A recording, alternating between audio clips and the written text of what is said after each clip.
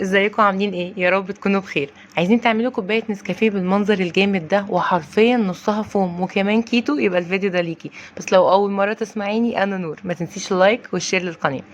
امبارح كنت ماشيه في سوبر ماركت، لقيت بالصدفه لبن لوز بتاع جهينه. وبالذات بقى انتي لو بتعملي كيتو هتعرفي يعني ايه لبن لوز. جبت النسكافيه وجبت سكر سويتيل، انا ما بستخدمش غيره في الدايت. جبت الكوبايه واستخدمت يا دوبك على طرف المعلقه لانه بيسكر جامد منه البودر، يعني لو نصحتي جيبي الاقراص احسن.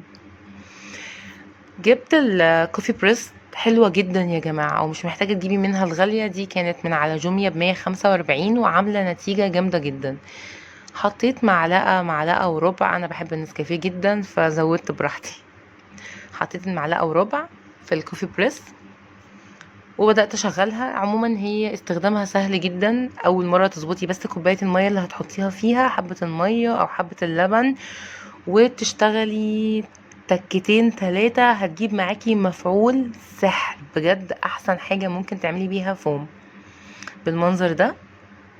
بسرعة هتلاقي اتعمل الفوم. هنجيب لبن اللوز بتاعنا، وعلى فكرة طلع طعمه حلو وهو سادة بجد جميل. ممكن تعملي بيه كل وصفاتك في الكيتو.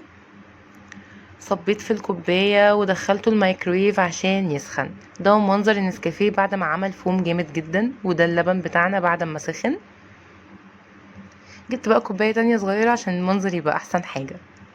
صبيت اللبن بتاعي في الكوباية، اللبن ده عليه سكر. وهنبدأ نفتح الكافي بريس ونطلع الفوم بتاعنا الجامد جدا بالمنظر الفظيع دوت على الكوبايه. هنعمل كوبايه نسكافيه بالظبط زي اللي بنشربها بره. لازم نعمل دماغ في البيت يعني، منعملهاش بره، لا بايدينا. بصوا منظر الفوم حلو قوي. يعني بهدلت الدنيا بس مش مشكله، هنمسح الكلام ده كله. طبعا انا حاولت اطلعه من العلبه، ما عرفش فاستخدمت المعلقه لانه بيبقى تقيل جدا. بصوا الفوم يا جماعه حلوه بجد، لازم تجربوها.